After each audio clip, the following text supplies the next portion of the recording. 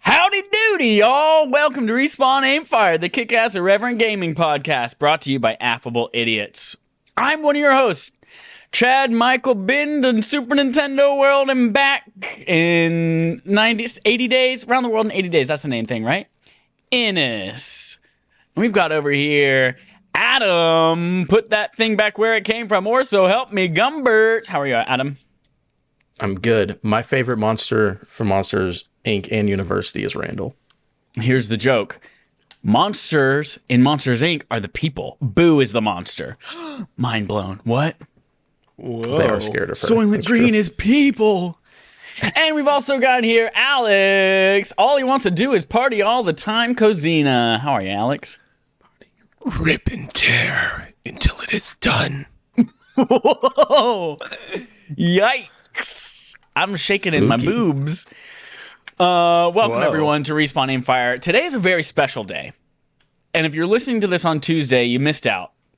Well, you're still getting all the same content, exactly the same as everyone who's listening to it on Wednesday, but you don't get that special feeling in your heart of knowing that today, as we record this right now, is the official 6-year anniversary of our podcast. 6 years to the day, maybe even to the minute. This is weird. Hold on. I'm going to look this up because we took a photo as we were starting to record, and it came up today in my, look what happened today 1,000 years ago. In history. In history. So this might be, let's see, today. See all. Nice. Suck today's neck. That was my mantra for a while. You guys know that? Suck today's neck? Yeah, like you're a vampire and you're just gonna go out there and you're gonna suck today's neck. Is that a Tracy Morgan joke that I'm unaware of, or no? That's just me. Just me. Chad Mike and his special. February 26, 2017. There it is. Wow. 8:30 p.m. Central Time. Okay, so we're still an hour away. By the time we end, we'll be there. Yeah, by the time we end, we will be there. 6 years. 6 years, bitches, says Adam Gumby in the chat. Do you remember what you talked about on the first episode, Chad? I don't remember, but I'm pretty sure it was an awful, awful episode. Really? So, in the spirit of celebration, knowing that 6 years ago, also, we were officially called Split Screen Gaming Podcast, which I mentioned to Alex and Adam beforehand we were like, oh, surely no one's going to confuse Split Screen Gaming Podcast with Split Screen Podcast from Kotaku. Those are obviously very unique and separate things. Did Kotaku's podcast exist at that time, though? It did. Yeah. Oh. Okay, all right. But they were also Split Space Screen Podcast, and we were Split Screen all one word with inner caps. So, so we now are definitely our very own thing, Respawn Aimfire. It's been 6 years. A lot has happened in 6 years. And in fact, because of that, I want to do a quick little segment from Adam. Segment from Adam. We're going to do a little segment from Adam in the Game on Game Show style. And it's going to be hosted by me. So it has nothing to do with Adam except he's participating in it. So here's a quick little thing we're going to do before we jump into the podcast proper. It's a game called It's the Circle of Life and We Are the Apex Predators. There are 4 things that I have here. Technically 3, and one's a caveat just because I wanted to continue to include it. 3 major things in gaming have started and died all within the time that we've been doing this podcast. It's a circle of life. Okay. So since we started this podcast 6 years ago, 3 major things have popped up and disappeared. And I just want to do a quick little game. I just want to do a quick little game to see if y'all can guess which one is which. So I've got, again, I said 4, but one of them technically doesn't count. I just wanted to include it. So we've got 4 things here. And we're going to do this similar to like TMI with NPD, where you all only get 2 guesses. So make sure that when you guess, you're pretty confident about which one it is. Yeah. We're going to start with one. And all the clues are word for word pulled quotes from the press release of the announcement of these things. So grabbed from Activision or whatever the studio is that brought you this thing. This is where the press release comes from. So that's what these are. So here we go. The first one, an original story told through a sophisticated cinematic campaign. The story will continue for years after the game launches, filled with new biomes, gameplay modes, and heroes for players to master. Marvel's Avengers? It is Marvel's Avengers. Yeah, Alex named it like before the game even started. Okay. Yeah, he did. Okay, because of Chad's non-reaction earlier, I was going to say Destiny, but then I'm like, but Destiny is still ongoing, so it can't be that. No, dead game. Dead game. So yeah, Marvel's Avengers was announced June 9th, 2019. And they announced its death, even though technically it's dying in September. They announced its death on January 20th, 2023. Here's another one. Simply click the Play Now button. Seconds later, you'll be running around ancient Greece in your own game on your own adventure. No downloads, no updates, no patches, and no installs. Stadia. Google Stadia. Yeah, we had a brand new started platform. before me. Yep. Yeah. Google Stadia announced March 19th, 2019, officially died. Announced that it was going to officially die September 29th, 2022. Yeah. I remember that, them being like, hey, Assassin's Creed Odyssey, play it over Chrome. And I'm like, oh, cool. Yeah.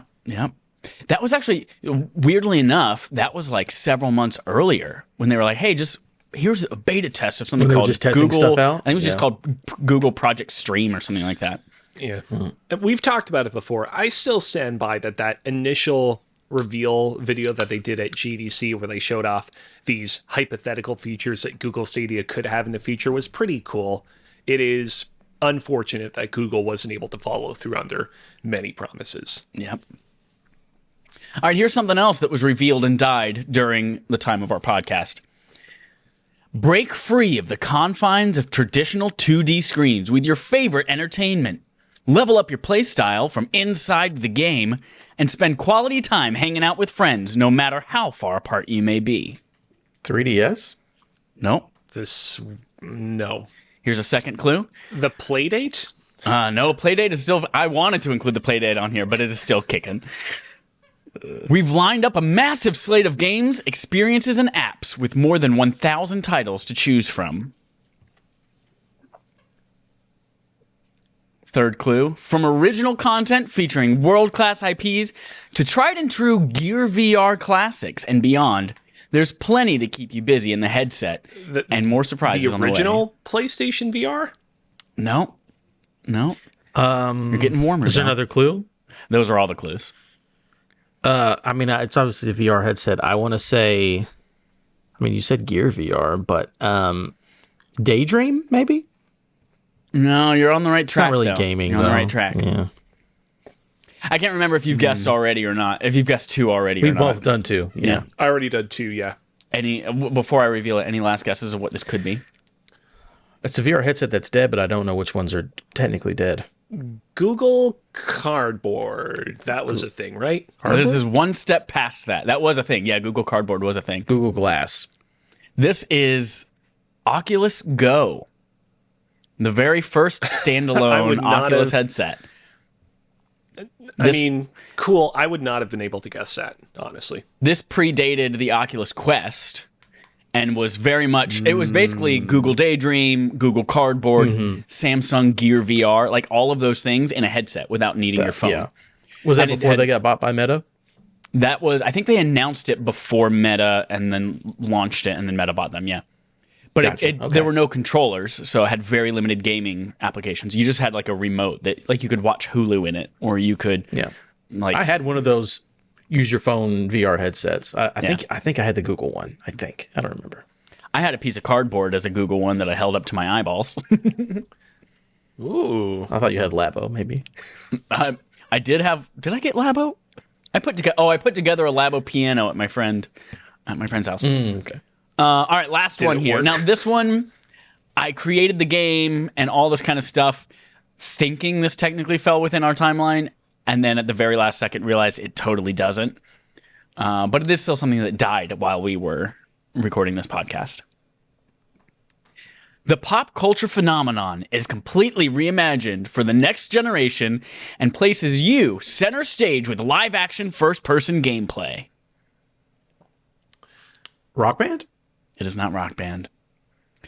A live-action experience that delivers the full emotional roller coaster of being on stage and performing in a real band in front of real crowds. Guitar Hero Live. It is Guitar Hero Live. Technically, Guitar Hero Live, the game is still playable, but this service, a 24-hour mode that lets fans play along to a continually updated collection of official music videos, is discontinued. You all remember what the name of that service was? I want to say that a preview video that Kinda Funny did of Guitar Hero Live before it launched is to this day still the most popular video on either of Kinda Funny's YouTube channels. That is wild. So yeah, the service Guitar Hero TV is the dead service. The game launched or was revealed April 14th, 2015. And the service was announced that it was going to end on December 1st, 2018. Okay. So it's just a fun little segment there I wanted to do. Just like, we outlasted all of that. So we're better than all of those things. Technically, you're better than Oculus. You're better than Google. We're better than Google and Meta and Activision. And who owns Marvel's Avengers now? Is that still Square Enix? It's Embracer Group, technically right? Embracer now? Embracer Group? Yeah. We're better than Disney? I mean, that's not a very, very high bar. Technically, the people own Marvel's Avengers now. So thank you, everyone listening, for being part of our journey for the last 6 years. It's been really fun. We've got some updates for the show that we will tease towards the very end of the show. The first one coming up being about Barf, which we'll talk about shortly. So that's it. Without further ado, let's jump in. You can catch us. Well, I forgot to do this part. You can catch us live on twitch.tv/affableidiots Sunday evenings at 8:30 p.m. Eastern Time, or you can catch us on demand, YouTube and podcast services Tuesday at 9 a.m. Eastern. Upcoming, we've got some fun things about Mario and where you won't see him in the shower. We've got Mortal Kombat news, but first we're going to start with Sony's State of Play, February 23rd. This main quest comes from Logan Plant at IGN. You know what's really funny, Chad? It was supposed to be February of 23, but I did not put that little Adam quote. You know, I'll read punctuation whatever you mark put on the there. But teleprompter. I believe it was also. Did that also happen on February 23rd though? 26th, 25th, 24th. Oh my God, it did. Ooh, look at that. Look at 23, that. 23. Fucking science, man. So yes, there was a State of Play. It's been a while since we've seen anything from Sony's State of Play or showcase related. So this was a welcome bit of news. They kicked off the show with 5 new games coming to PSVR2 in 2023. One was The Foglands, which is a haunted first-person shooter. A VR survival game called Green Hell. A fast-paced FPS with some telekinesis powers called Synapse. A sci-fi stealth game called Journey to Foundation, which was also based on the book by Isaac What's-His-Face, which has a TV show on Apple TV Plus called Foundation as well. Oh, that is the same. Oh, Yep. Okay. Gotcha. And then finally, Before Your Eyes, a colorful interactive adventure about memories where every time you blink, you jump forward in time. I do have a PlayStation VR 2. We'll talk about that in a little bit. So this, it was good to see that not only has Sony announced, I think, over 100 games. They had a trailer a couple weeks ago of like over 100 games that are in development, but now they're just consistently still bringing more and more announcements. So that's good to see that platform is healthy. And Foundation looks fine. I like all of these. Nothing like totally grabbed me except for the idea of Before Your Eyes. Like being able to blink and go to the next thing. We'll talk about the like eye tracking and how I think that's the most important new feature on the PSVR 2, but that's really enticing to me. I can say I have not played it myself, but former guest of the podcast and dear personal friend to me, Jacob McCourt, who came on and talked with us about Far Cry 6. He does Left Behind Game Club, among other things. And he told me Play Before Your Eyes, I think, is one of his favorite games the year that it came out. And it's like so I think it was already on PC, and I think it's on mobile as well. But VR also seems like a perfect fit for it. I've just heard nothing but great things about Before Your Eyes. Not only from Jacob, just from everybody. So I think that's one to look out for. Dope. We got some new characters for Street Fighter 6, including Zangief, Lily, and Cammy. Each character got a brief gameplay showcase displaying their unique fighting styles, and Lily joins as a newcomer to the series. People as I was watching this, really happy about that Cammy redesign. Oh, really? You'd think that people would be like, you'd think that people would be like, oh man, why did they have to give her more clothes? Why did they have to cover her up more? People really into it. It's 2023. Like we can realize that gaming is bigger than just the people who want giant bouncy jugs in video games. As I was watching this, I was like, man, why are we getting all this giant reveal for all these players that are just like completely in, like we already know, like they've been in Street Fighters 1,000 times. Like, why are we surprised and so excited right now? And then I was like, yeah, shut up, Chad. Like, you've watched Smash Bros. Reveals and you're like, oh my god, Mewtwo's in it again. Kirby's here again. It's just that I don't care about Street Fighter 6. Like, it's exciting, glad it happened, and I checked my bias at the door. We got a new look at Capcom's upcoming Resident Evil 4 remake, which I forget is only like 6 weeks away. Mm-hmm. Which confirmed the presence of Mercenaries mode, and we also learned a special demo of the game is on the way as well. Ooh. Is this... I don't know if you all know the answer to this, if I don't know the answer to this, but Resident Evil 4 VR is listed for PlayStation VR2 as something that's upcoming. Do we know if it's the remake in VR, or is it the Oculus version that was released last year? I don't know. I know I didn't put it in here, but there's a story about it's going to be like a free DLC add-on to Resident Evil 4 remake that you just download for free and play it as a VR version. Well, that's similar to Village then, which means it's probably just a VR. And if it's made using the Village engine as well, RE engine, like... Just probably the same thing, but just VR. Maybe, dope. I assume. Cool. That looks great. Be excited about that. Y'all. 48 hours from now, everyone in the world will be playing Lightfall. We saw a new trailer for Destiny's latest expansion, Lightfall, as it launches in 2 days. If you are hearing this right now, if you are listening to the words coming out of my mouth on demand, that means you should be playing Lightfall. Because it comes out. Actually, technically, I think Reset is now. No, maybe Daylight Savings. I can't remember whether it's 9 a.m. or 10 a.m. Pacific.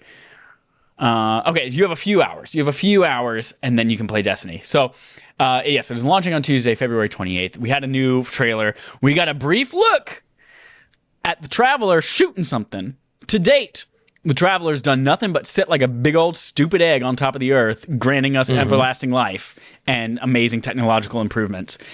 But we saw, for a brief second, that it shoots a beam of something out of Darkness Pyramid. So... very excited about that. Thinking about calling off work. Sick. I was about to ask, did you take off work? You should have just scheduled this ahead of time.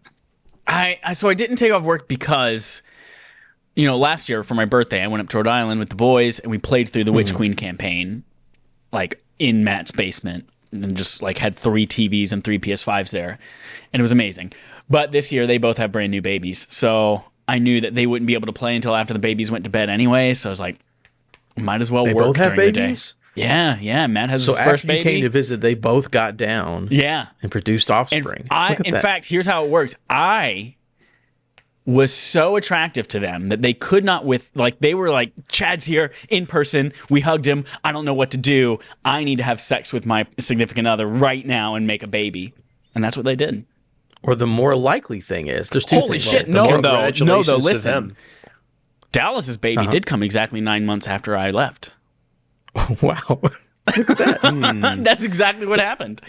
I got 2 things here. One, Chad probably has a child somewhere because apparently that weekend was magical and crazy things happened. And 2, does Alex have a new haircut? Everyone in chat's talking about it. I'm trying to figure out what's going on here. It is just like nonstop in the chat. It's Alex's haircut. Everybody's talking about it. I mean, there's no way that we could possibly know. No way that we could possibly know. I will say, Chad, you insinuated earlier that they had babies because they found you too hot and they needed to, procreate in order to get it out of them. It's also possible that they procreated ahead of heading over to your place because they were fearful that your encounter with them would result in them untimely dying, and so they wanted to release your spawn into the world so that like they just would in have case something to kind of live on and enact their legacy. I'm going to choose to believe a third option where they something about married me. Where Ben Stiller is like, I got to take care of myself before I leave and go see Chad because I don't want to accidentally blow my load when we hug, and that'll be embarrassing. So that's what I'm going to assume happens. They're like, listen, Chad's here. I'm excited. I need to make sure this ends up in you and not in my pants. I think that's most likely. Also, you said Ben Stiller, and I think it's Ben Affleck. No, Ben Stiller, something about Mary. I'm thinking of the movie with he likes the lesbian lady. I don't know. What is Kevin it? Smith movie. The Kevin Smith movie, right? Yeah. Anyway. No, so have you seen something about Mary? Jersey Girl. It's Jersey Girl is what I'm thinking of. Have you seen something about Mary? Is it? I know what it is. I've seen the cover. The whole thing, the whole like cum in the hair scene. It's because not his friend, watched that he's like, movie. he's worried about coming prematurely. This is taking quite a turn Is on this it- podcast. He's worried about coming prematurely, so his friend tells him, "Listen, just rub one out in the bathroom before the date." So that you don't run into that issue. And he does, but then he can't find his spunk anywhere. He's like, what happened? Where'd it go? I don't know. And then she comes to the door and it's hanging from his ear. And she's like, oh, look, hair gel. Thank you. She grabs it off his ear, puts it in her hair. Wow. That's Comedies the in the iconic 90s. moment. Yeah. Oh, God. Just to be clear, Adam, you weren't thinking of Chasing Amy. That's That's the what I'm Kevin thinking Smith of. movie. It's a Kevin Smith movie where she's a lesbian and Ben Affleck is in love with her and he has baby teeth. What's the one where he takes his daughter to go see Sweeney Todd on Broadway? I don't know. No idea. So Destiny Lightfall is coming out on Tuesday. It's going to be a great time. Anyway, we're only going to be playing at night, so I'll be working during the day and maybe calling off sick. The team behind Tetris Effect has revealed a new title called Humanity, which I feel like, I don't know if it's revealed, Mr. Logan at IGN, because I've definitely seen this before. But Humanity, which shows a spirit-like dog leading hundreds upon hundreds of humans in lemmings-like fashion. The game is coming this May to PS5, PS4, PSVR1, and PSVR2. When I saw that in the state of play, I was like, damn, that's a lot of work y'all are putting into this title to make it backwards compatible with PSVR1 as well as PSVR2. Or it started out as PSVR 1 and then they had to also make a PSVR 2 version. That's also very likely, yeah. Then we get Chia, Tchia. It is the upcoming Wind Waker-like exploration game from Awasib. It might help you to know that backwards it spells Bisawa, like Devin Bisawa. And we learned that it's launching on PlayStation Plus's extra and premium tiers on March 21st, similar to how Stray did last year. This was one of the more surprising announcements to me. Like, I'm super into Chia. I think it might have been a little bit of the music of the trailer. Kind of, I got swept up emotionally in it a little bit, but the art style looks super cool. I'm into it. And knowing that I shelled out for that stupid extra tier that I've never used, like now I'll have a reason. Again, yeah. I wanted to remind myself what this game looks like, but when I typed in Chia into my Google search bar, it only brought up results about Chia, the seed. So Even I guess with I'll the never T? know. Yeah, even with the T. Did you see the Chia Pet like Scooby Doo or Barack Obama? So wait, hold on. It's spelled Tchia? Yes. That's what it's called? Mm-hmm. Type that in. Okay, there we go. It looks like Wind Waker meets Breath of the Wild art style thing. You can turn into animals. I think it looks cool. I've liked every trailer I've seen. I don't remember exactly what I said at the beginning of the year, but I was like, there won't be more than 2 or 3 of the games that launch into PS Plus Extra. And here we got one. So maybe they're doing it more often. We only got Stray last year. Maybe this year we'll get more. Or Chia will be the only one. One of the two. This game doesn't look that bad. I feel like it will really need to blow people's socks off if I'm going to hunker over to the old PlayStation Plus service and get that tier so I can get it day one. I mean, you can also just pay regular money for it. Yeah, there's that too. I don't know. We'll see. Here's the biggest news that surprised me the most in this. We got a lengthy Adam's trailer most for happy. Baldur's Gate 3, which has an official release date on PlayStation consoles on August 31st. Trailer showed off various classes, shots of the multiplayer, and combat. I had no idea that PlayStation consoles were in the plans for this game, and that has made me very happy. I know. So, as the biggest Baldur's Gate fan of all time, or Larian, basically, the trailer was cool. Showed J.K. Simmons is in the game because put him in everything. That man's amazing. Yeah, I was very shocked to get a day and date release for PlayStation because again, all their games have come on the other PC first and then consoles later. That's always been a thing. Yeah. But then we got this trailer. It's like, yo, day one, PC, PS5. I'm like, oh, I like this. That's going to help out putting on everything. And then there's been more news stories about Xbox. They're like, we're making an Xbox version. We're going to try to get it out. Apparently, it's like the Xbox Series S is like making things a little difficult. So we'll see what happens, but it is supposed to come to everything, and if they can get it all on the same day, they'll do it in the same day. So I'm very excited because I want everyone to play this video game and not having to have a beefy PC to play it on. You know, a PlayStation, awesome. Love it. Dope. Finally, I'm curious about y'all's thoughts on this one. We got our biggest look yet at Suicide Squad Kill the Justice League, which showed off the game's combat, the RPG elements, and the live service elements of it. We saw gameplay of Harley Quinn, King Shark, Captain Boomerang, and Deadshot. Rocksteady also talked about post-launch support, including cosmetic battle pass stuff, gear score mechanics, and upgradable weapons. What did this trailer do or what did the extended gameplay demo do for y'all? This was a big, fat DNC. Did not care. I'm sorry, man, but I have been burned a few too many times by these trailers. Are like, this is a ever-growing, expansive world in which you'll fall into the shoes of these characters that are going to perpetuate these annoying missions over and over again where they fight robots and other enemies that don't feel particularly exciting to fight. Y'all have fun playing this. I'm not going to go in on this. Unless the only scenario in which I'll play this is if the two of you really get into it and are like, hey, we could use a third wingman to grind out polychorons or whatever. I'll get in for that. But Polychorons. Marvel's Avengers. Yeah. Adam, what about you?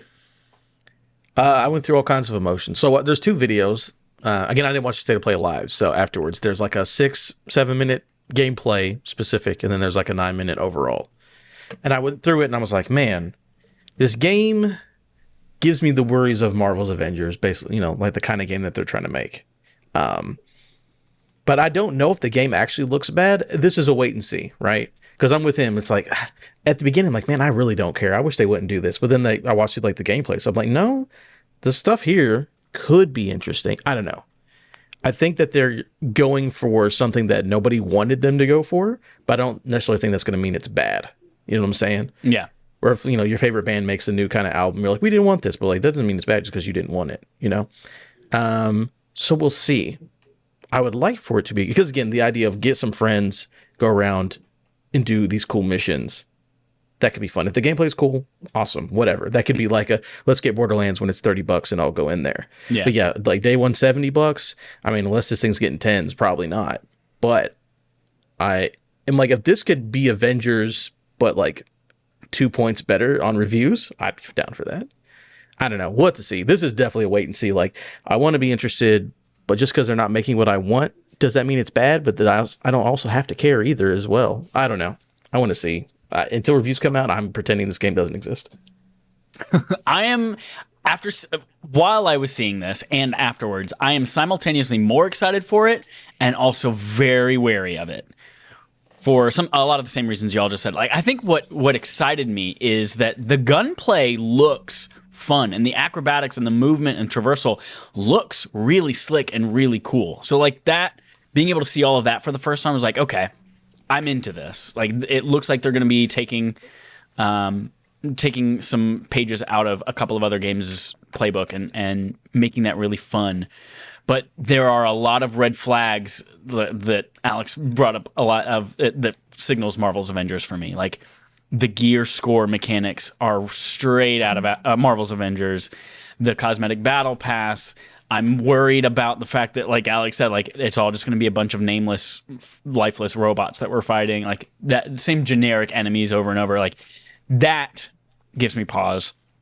Along with the idea that you can play solo with AI controlled companions. Like the whole thing is 4 people at a time, and you just play with AI companions unless you've got friends to play with. Like that, it's given me a lot of Marvel's Avengers vibes, and specifically the multiplayer Marvel's Avengers vibes, because they had like a really dope single player campaign where it looks like this. It seems to be leaning more into the game as service and part of it. So I don't know. Again, gameplay and gunplay, that's something that's different about this, is that Marvel's Avengers had so many different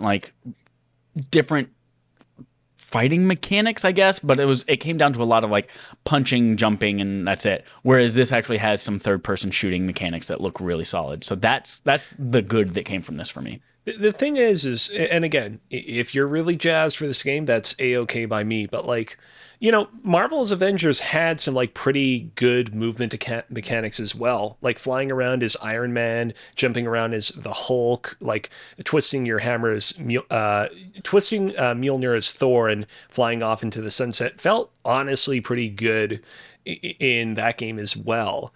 It's just at the end of the day, what you were doing with the kind of powers that you had at disposal got real monotonous real fast. I don't deny that the game doesn't look all that bad mechanically. It's just the heart of what this game is doesn't seem like it's really going to be there. Yeah, like I said, the biggest wait and see I think I have all year, because it could be like a good game, and I don't dislike the live service elements in it, but I also want a Rocksteady game, so I want the like story to be good and the gameplay to feel good. So if they can do all of it, great. But again, I don't know. I don't know what they're doing. They feel confident, but we'll see if their confidence means anything, you know? Because like Ben Stiller had confidence and then that girl's hair, you know? The last thing I'll bring up is that there's a tweet from Tucker Hazel, who he's not been on our show, but I've been on a show with him, and maybe Adam, you did too. He was on Press YZ a couple of times as well. Yeah, so he tweeted out, more like Suicide Squad, incapacitate the Justice League while you hunt down Brainiac and free them from his control. And I was like, yeah, that like Kill the Justice League is a catchy marketing title, but that's exactly what this is going to be. Like, we're not actually killing anyone in the Justice League. Suicide Squad, kill the Justice League multiple times when you rerun each Justice League member's mission over and over. Right. So that's it. That was the Sony State of Play for February 23rd, 2023. Some cool stuff shown off. I was excited for it. Any last thoughts before we move on? Yeah, let's go. Oh, I guess we'll see. I kind of want to get the collector's edition for Baldur's Gate, but I already own it on PC. So maybe I get the collector's edition for PS5, keep the goodies, and give away the PS5 version of the game. Oh, is it a physical or a digital version of the game? I haven't looked that much into it because I don't know. Maybe we'll see. I don't care. I might just give it away. I hope it's a code. It'd be easier to give away. I don't know. I just really like Baldur's Gate. Yeah, dope. I have a ton. We're moving into playtime. We talk about what we played this week. I have a ton to talk about, and I feel like I've been talking a lot the last little bit. So I'm gonna let you all talk first, starting with Adam. Adam, tell me about what you played. All right, so I played a little game called The Last Starship. I've talked about it before on this podcast. There is a review specifically for it. So check that out on YouTube, Respawn Aim Fire, and also in the same podcast service as this. Reviewed, talked about The Last Starship. It was a really fun early access game on Steam where you micromanage ships, basically starships. Maybe the last one. No, it's very cool. Check out the review. It's a good time. I enjoyed it.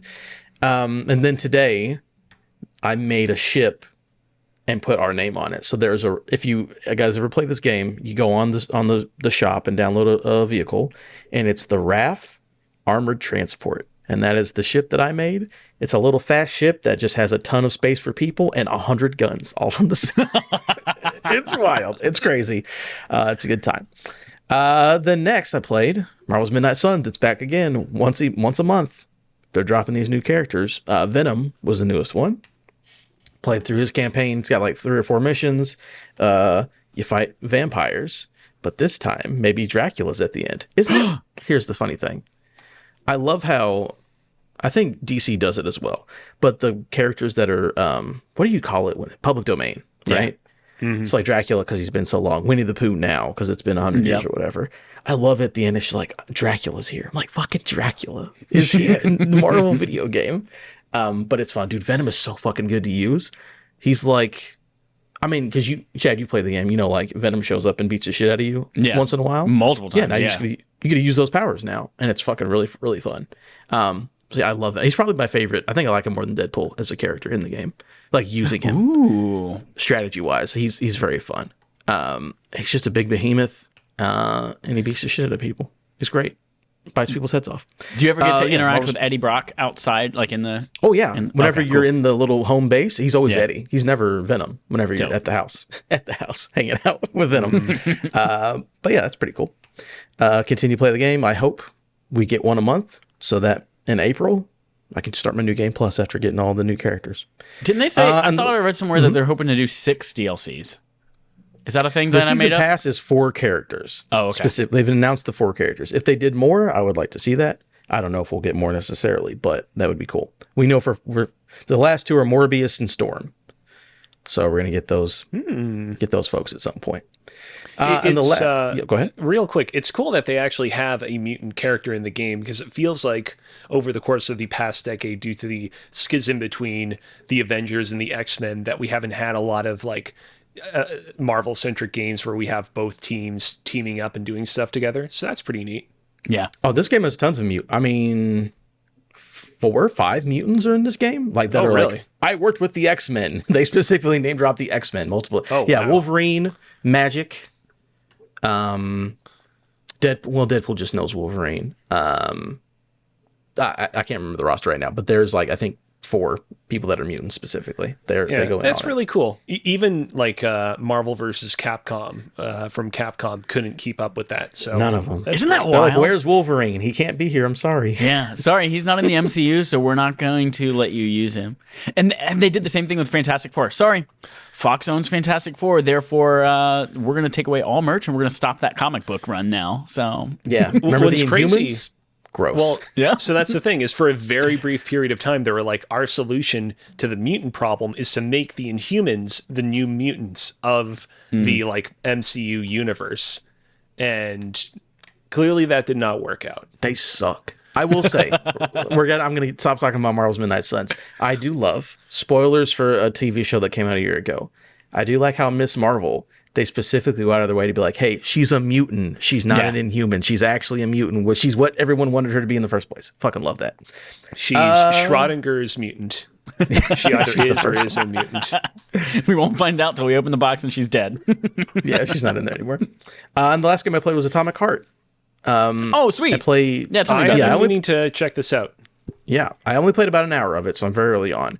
This game is fucking BioShock as hell. Like that first 30 minutes is exactly BioShock.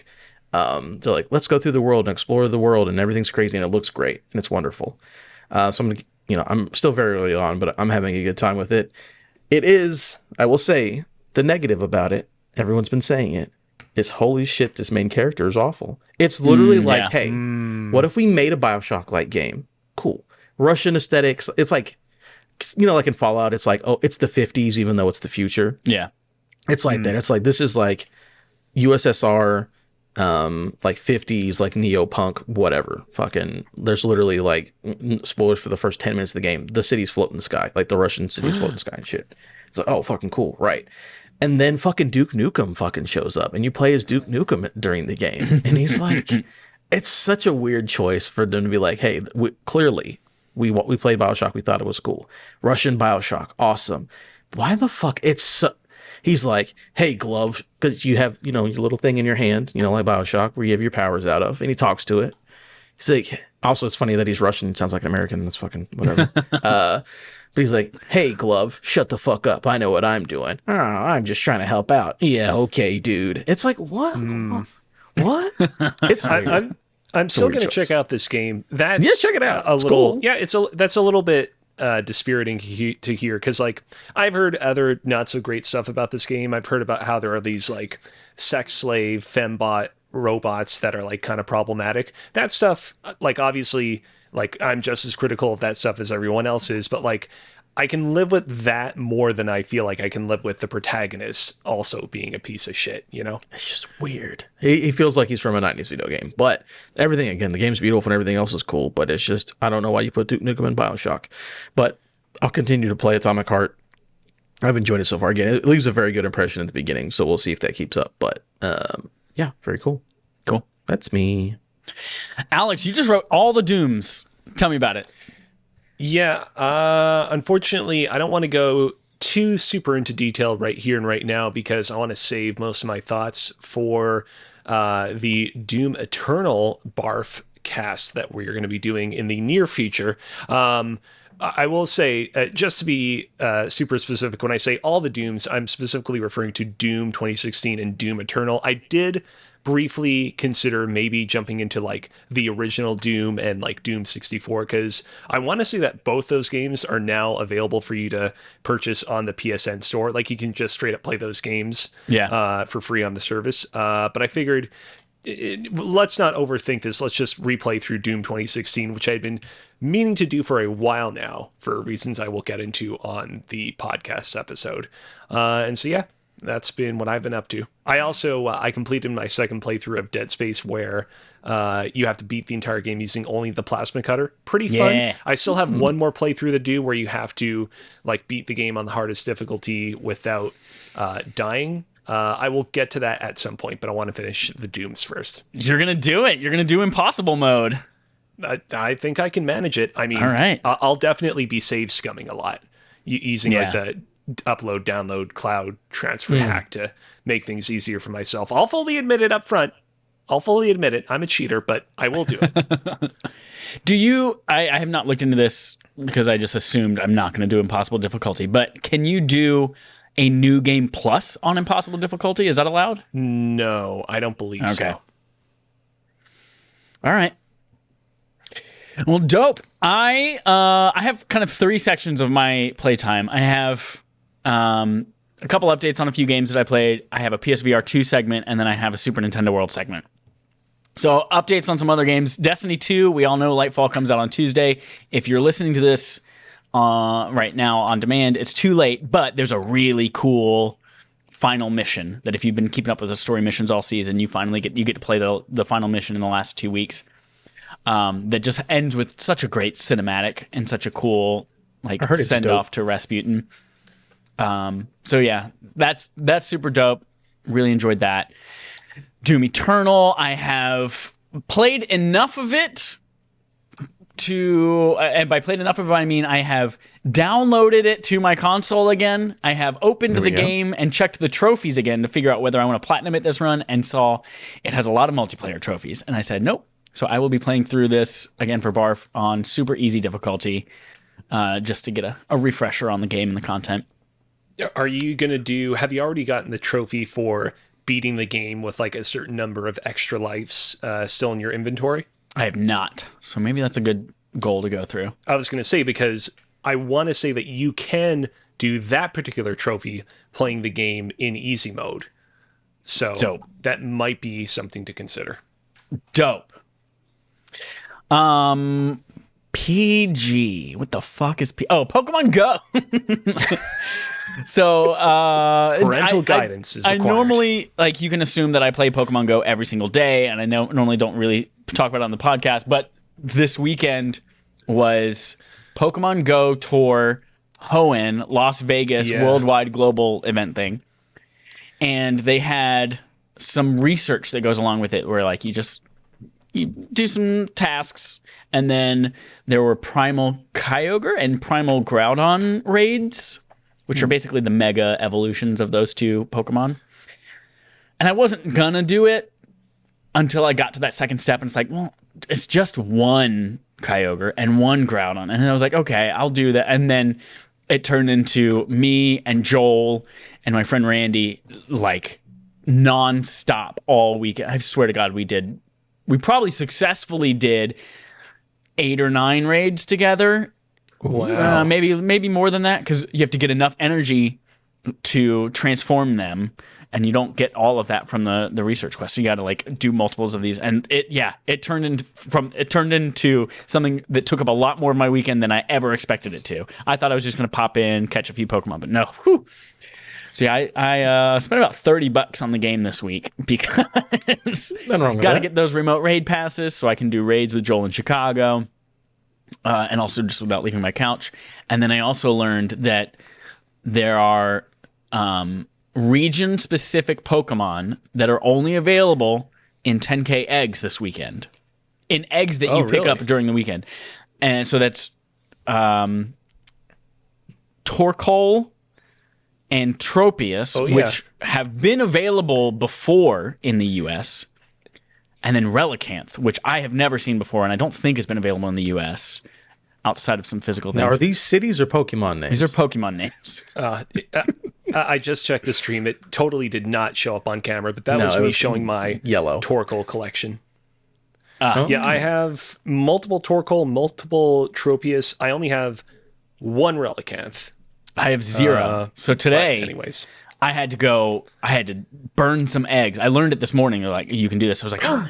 So I had, my inventory was already full of eggs, and I had to get rid of those. I had to hatch those so that I could pick up some 10K eggs, hopefully, by spinning the Pokestops. So yeah, I bought basically like a $20 trainer box in the store today, so I could get a bunch of super incubators. We went on a long-ass dog walk this morning, and we went on a long-ass dog walk this afternoon, so I could burn those eggs, and I ended up getting 6 10K eggs that could have a chance of having Relicanth in it. So that will complete my Pokedex for the Hoenn region. Oh, yeah, unfortunately, because I was kind of occupied this weekend, I wasn't able to participate in a whole ton of the Hoenn Primal Revergence stuff as you were able to, Chad. That being said, I did get 2 10K eggs, and I just checked right now, and yeah, they are eggs that could potentially hatch into one of the 3 Pokemon you mentioned, so that'll be nice. Yeah. That will be nice. And then my last non-VR game is Theater Rhythm Final Bar Line. And this is something Why did you play this? Adam, let me tell you, there has been... I used to be good as fuck at Guitar Hero, and I loved that shit in college. I love me a good rhythm game. Patapon had the shit out of those on PS Vita and PSP. Hi-Fi Rush. And then, I haven't played Hi-Fi Rush yet, but then Beat Saber came along, and I was like, fuck yeah, Beat Saber, rhythm, it's in VR now. Well, there's a Beat Saber-sized hole in my heart, and there has been for a long time, for about a year, because I'm not going to hook up my old PSVR to my PlayStation. And then I remembered, oh man, back in the day, I played on iPad this game called Final Fantasy Theater Rhythm, and they just released a new one not too long ago. I feel like it was only a few weeks ago or something like that. Like 2 weeks ago or something? Yeah. Yeah. And they had a demo of it on the store. I was like, okay, I got my PSVR. That same day, I was like, let me try Theater Rhythm demo, because I took the headset off, because we'll talk about that in a second. I was like, let me try this Theater Rhythm demo. And I played it. You can play for hours. It's like 30 songs. You can play with a bunch of characters. And I was like, fuck, this is good. And I put it down. And then the next day, I was like, let me go back and play this demo. And then I hit the cap on like the materials you're able to gain during it. But you can continue playing the game. You just won't accrue materials. I was like, damn it. The base game's only $50. And so I bought it. it. So I bought the game. And yeah, I've played so many hours of that thing. I just lay on the couch. Just with the controller. It's perfect for the back buttons too, because it's really simple to interact with. Like, you only ever have to push 2 buttons at a time, and they can be any buttons, like pushing the triangle. It doesn't matter. Whatever's most comfortable for you to push, that interacts with the thing. Triggers for sure. Yeah. And then it's 2 buttons at a time max, and then also moving up or down the joystick. So it's really simple to play, but also really satisfying and complex. You're playing through all of this amazing Final Fantasy music, and then there's DLC that I'll probably break down and buy for all of the other Square RPGs. Like, it has Kingdom Hearts stuff in it. It has Live Alive. It has Chrono Cross, Chrono Trigger. It has all sorts of these things. Marvel's Avengers. Marvel's Avengers. Yeah. So it has a bunch. It has a lot of DLC, and it's scratching that rhythm game itch for me, so well. And they have the moment you every said frickin' Marvel's Final Fantasy. Avengers, The moment you said Marvel's Avengers, I immediately thought of like this stupid ass combat song that plays when you're fighting those robots in the hive. You had to play like 50 of them in a row to get like the last trophy in the game. Yeah.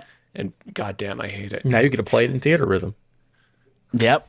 Hey, if speaking of, if anyone out there just is looking to do hives in Marvel's Avengers, I know Brent, B_Rent, I think on Twitter, or B_Rent Music. I don't know. Go look at Brent, Pork Chop. He's the guy who follows our podcast and posts a lot of shit. He's looking for people to do hives with so you can get that platinum trophy before September. All right. I may offer my services if he really needs help. If he really needs the help. Yeah, I'm certainly not going to fucking play that game with him, so. All right. Next up, PSVR segment. So yes, we did get PSVR2. Got it on day one, thank goodness, even though the delivery, said it could be anytime in that first week. Got it on day one. So excited. And I haven't played more than maybe 3 or 4 hours on it total, but I do have some initial impressions. I think that I'll talk about the hardware first. One, I fucking love.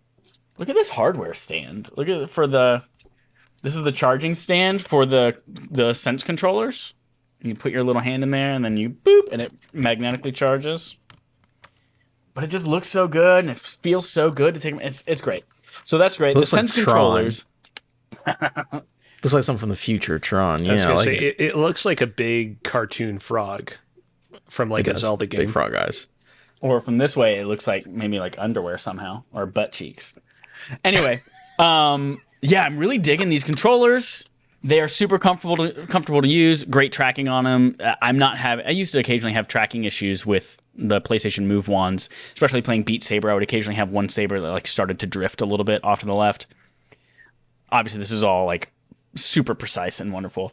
The headset itself it's not super revolutionary in terms of like physical footprint or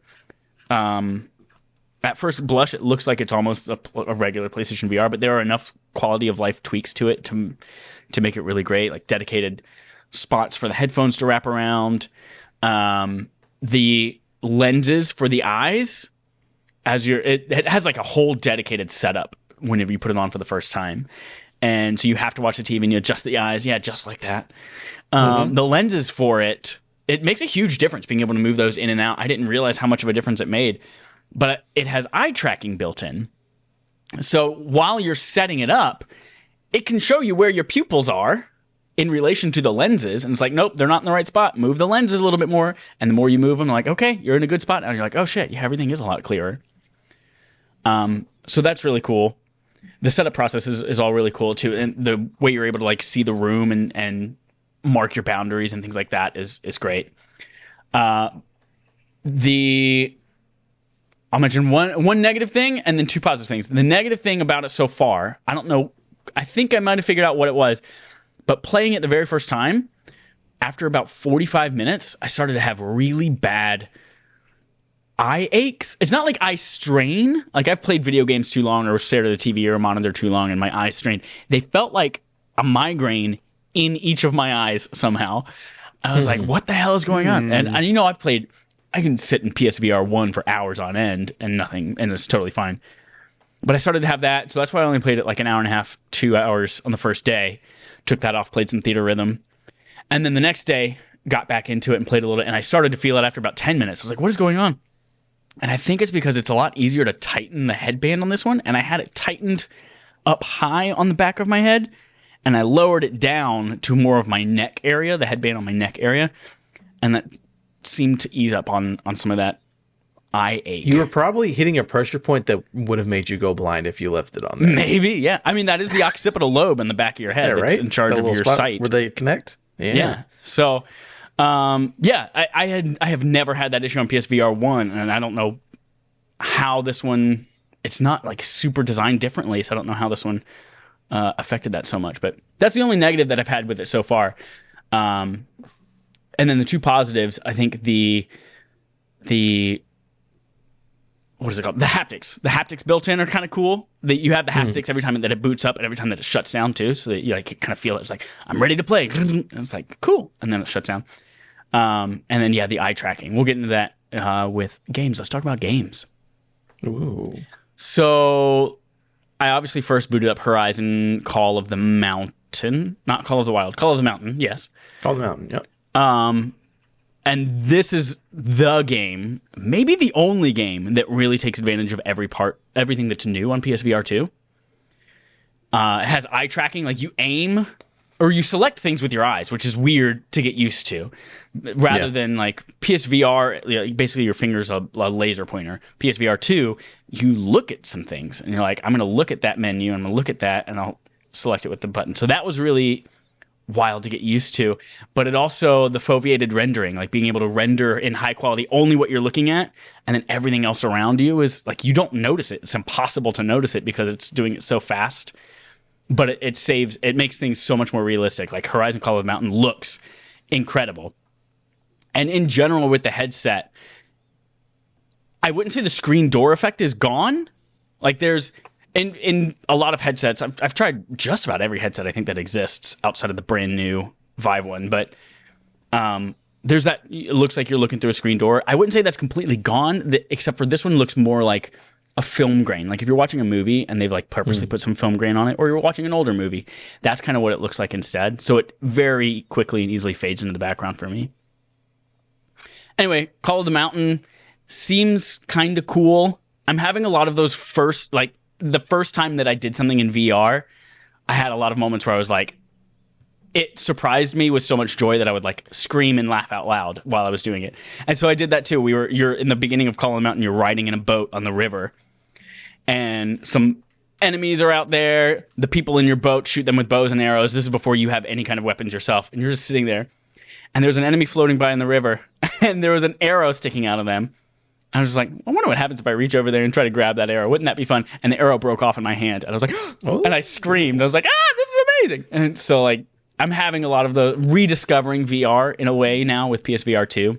That is just giving me those same feels from the first time enjoying it. Now, there's a fun thing you can do in Horizon Call of the Mountain. Yeah. Because it only requires one hand to climb. So you can put a tambourine in one hand and climb with the other hand and just shake and climb. I did. I had tambourines, maracas. I painted a dick on the wall and boobies. Did a lot of things for fun in Horizon. I have a question, Chad, about Horizon Call of the Mountain. Yeah. Now, here's the thing. Both of you know me. Both of you know that I am obsessed with trophies. And so you have to trust me when I say that. I ask this question that I'm about to ask with all genuineness and seriousness. How does the trophy list for this game look like? Does it seem like the kind of trophy list that you're going to have to consult a guide, look up walkthrough videos on how to complete it? Or does it seem like the kind of trophy list that you can more or less suss out entirely from within the confines of the PSVR headset? Because I'll say, like, one thing that peeved me a little bit during I don't know if peeved was the right word to use, something that pissed me off, also not a great word, with the original PlayStation VR is playing games like Moss, for example. I found that in order to platinum those games, I had to like take off the headset and consult some guide on my phone or computer to figure out how to get some of the harder to get trophies in that game. And it was just a very cumbersome experience. And for that reason, I ended up not really bothering with platinuming a lot of games on the platform unless they were like super duper easy or like 12-minute, like basically tech demo experiences. Based on your experience with Call of the Mountain, do you feel like the PlayStation VR 2 is going to be kind of continuing this trend, or are we in better hands now? I'll disappoint you with one thing and give you hope with another. I will disappoint you by telling you I have not looked at the trophy list for Horizon Call of the Mountain. Okay. But they're already in the first level. There's like, shoot down these little targets to light these torches, and it doesn't tell you when there's a point of no return. And I got 9 out of the 10 of them, and then I found out, we're going to a cutscene to chapter 2, and I'm like, fuck, am I going to go back and replay chapter 1 right now to find that last target somewhere that I missed? So like there are those kind of like you might have to consult a guide and hunt for collectibles kinds of things. But here's the hope. The pass-through mode might be enough for you to just click a button on the visor scroll through a guide real quick, because that pass-through gives you a black and white view of your room using the cameras on the headset without having to take it off. And it's enough that, like, when I'm looking at my Apple Watch during it, I could read the time pretty clearly. And obviously the resolution's really great. So, like, I could read some things. I couldn't read, like, if somebody sent me a long text message on my watch, I couldn't quite read that. But you might be able to have a computer open next to you or an iPad or something like that with big print. Zoom in on it. Yeah, if I, like, opened up a, like, trophy guide and, like, zoomed in so the text was really big, I could make something like that work. Yeah, absolutely. Okay. Something to consider. So yeah, I played a little bit of Horizon Call of the Mountain. That was pretty fun. It does feel, I've only played the first mission and a little tiny bit of the second mission, but I can definitely see how people aren't excited for this game. It is a great showpiece for the technical capabilities of the headset. But yeah, it seems, it feels like it's going to be one of those, it's like, I'm kind of bored with it, ready to put it down before the end of the game is done. But we'll see. I haven't gotten to do a ton of combat, so that might change things.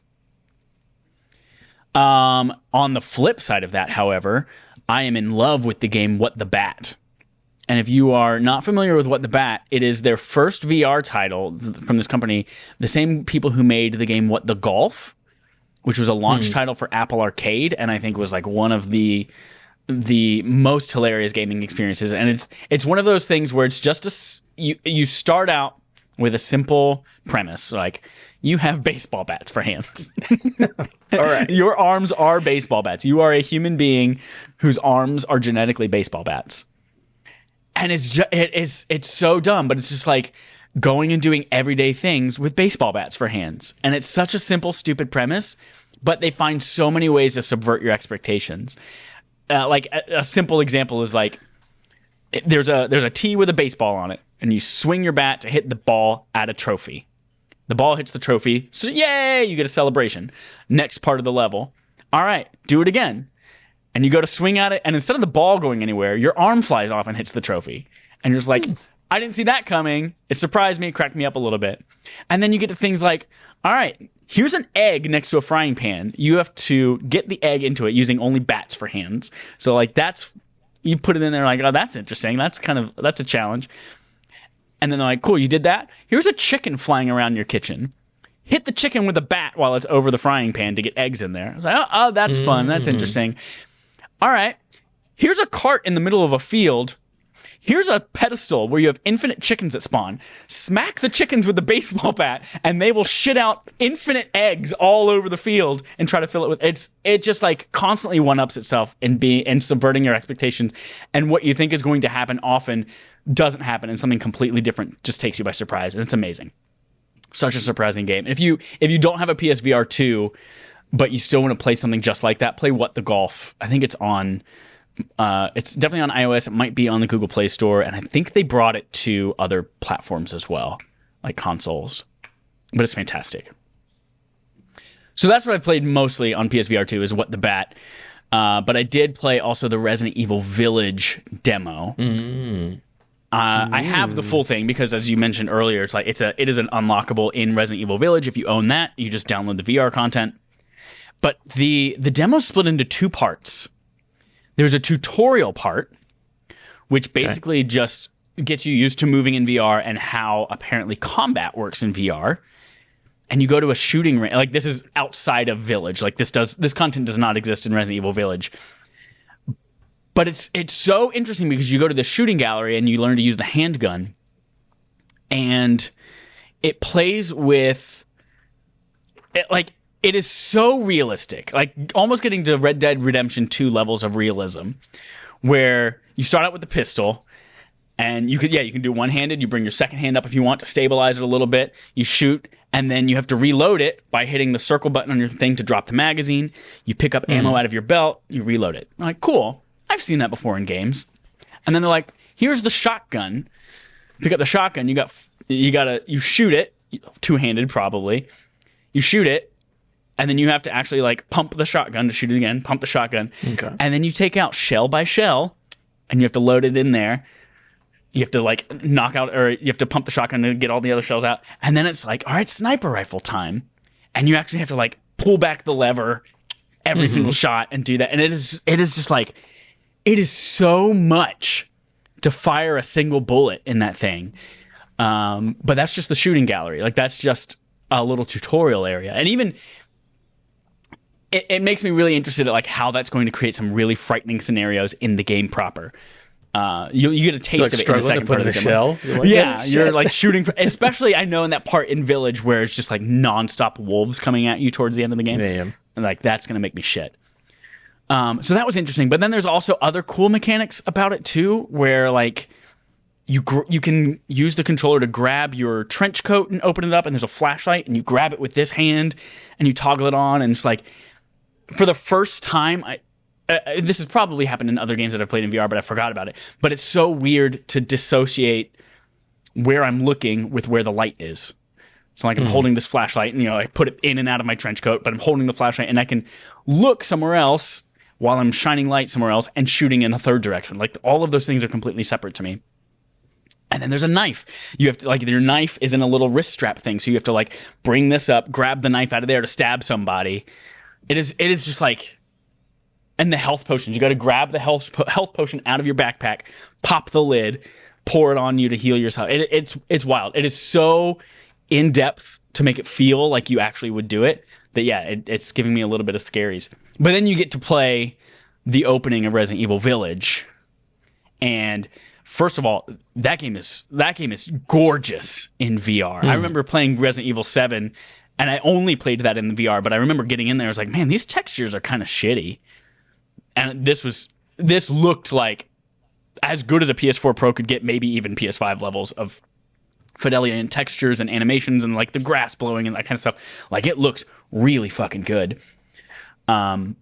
And you do get to fight one little werewolf in the beginning area with the handgun, and that is just as terrifying as you think it might be. And it's I cannot wait to play more of that game. Probably closer to October, I'll play through that in VR. Spooky time, spooky scary Werewolf Bar Mitzvah. So I recommend if you have a PSVR2, just download that Village demo. Even if you're one of those people who's like, I don't do scary, just play through the tutorial. There's no combat in the tutorial. Play through that. Just to get an idea of like what firing those guns is like, because it's so different than anything else I've played. All right.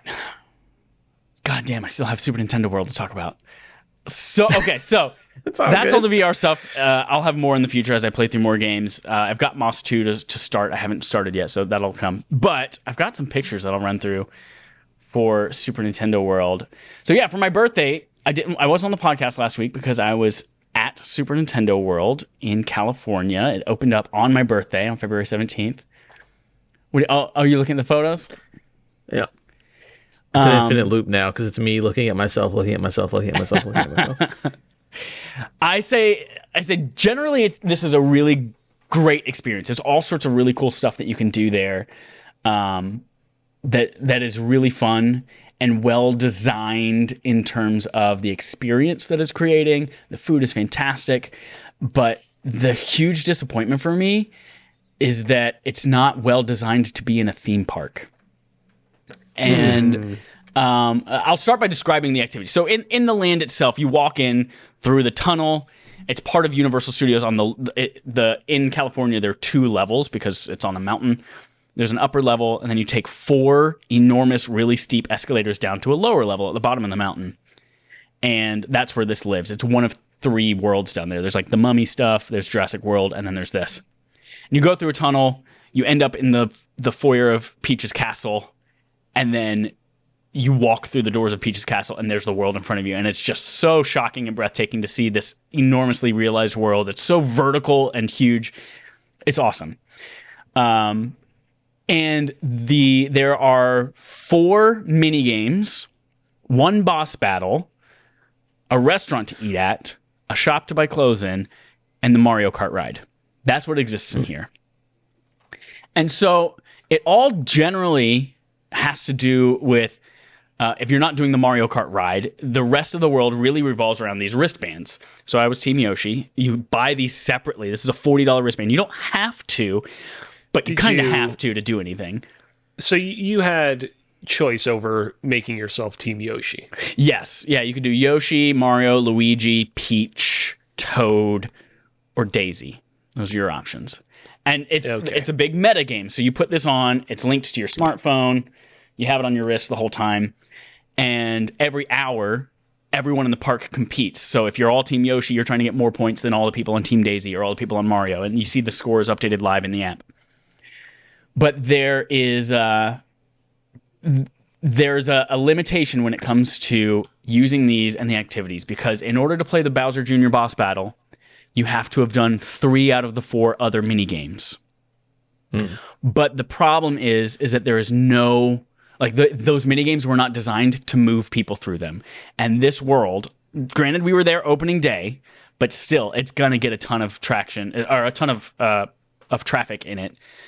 This world was not designed to move people through it. The minigame activities themselves, one of them is just turning a crank for like 10, 15 seconds to keep a Goomba from running up and grabbing a coin. One of them is you're hitting a bunch of tiles to turn them all green. One of them is you're tapping on the tops of these timers to keep the piranha plant from waking up. And one of them is you're shooting a turtle or hitting a POW block that makes a turtle shell hit a coin. And you wait an hour line for each of those. Ooh. And it is rough to do 13 seconds of spinning a crank. You wait in an hour line to do that. And you have to do 3 of those, and you have to link it all to your band. Like, your score gets reported into your band and linked to your app. And you have to get 3 of those in order to do the Bowser Jr. experience, which is you and like 15 other people all in this room, has these like cameras and augmented reality that like shows you on a giant screen, and you're like knocking turtle shells out of the way, you're knocking bombs out of the way, you're ducking and dodging bullet bills, grabbing power-ups and like throwing fire flowers. It's really cool, but yeah, it's locked behind you waiting in hours and hours of lines to do menial tasks that are kind of cool if they're quick things that you can walk up and do, but if they're things that you're waiting so long for, like it's miserable. Yeah. This reminds me a lot of like the early days of Pokemon Go, where everyone was out in the streets catching Pokemon, except like it seems like the main fault with this theme park is that because it's set in such an enclosed area, you don't have the kind of sheer scope of it's like city ground that people can kind of move throughout if they want to, like, say, catch Pokemon or do menial tasks in an area that isn't already occupied by other people. Like, it seems like this would really work if like the surface area of the park was so big that like you could guarantee that no single spot would be occupied by more than 2 people at the same time. Right. And that's a lot of the headache of it, is that like compared to Harry Potter World, in that same park, there's Harry Potter World, and that is like a long stretch of things. It's kind of like a big hallway of Hogsmeade buildings and things to do. And this is maybe the same volume, but it's all one big circle. It's all one big lane. So everyone's congregated in the middle of it, and everyone's standing in a line that ambiguously goes to somewhere. There are so many times where we're like, where does this line go? Is this to see Princess Peach, or is this to play the game? And it really kind of puts a damper on your spirit when you walk out, because no one's moving in these lines. It's just a giant crowd of people standing still in the middle, waiting for whatever line they're in to move. And then it turns into things like there are question blocks and there are brick blocks for you to run up and punch with your power band to get coins, or, you know, you're trying to punch every single block in the park to get a sticker, that kind of thing. And it turns into just, I'm waiting in this line, and then in about 20 minutes, I'll be close enough to that block that's waiting in line so I can finally hit it to mark it off the list. But I got to wait for the kid who's been sitting there with his parents. He's 5 years old, and he's just sitting under the block, hitting it over and over, because there's a sticker if you hit 250 blocks. So he just hits it, and then he waits for it to reset, and then he hits it, and then there's like 5 of us waiting in line, and we're just waiting for this kid to stop so we can get in there. So yeah. He wants that sticker, you know? But it's exactly what it is. We found ourselves obsessed with it. It's the achievements of the trophy He's a real system. sticker star for the 3DS.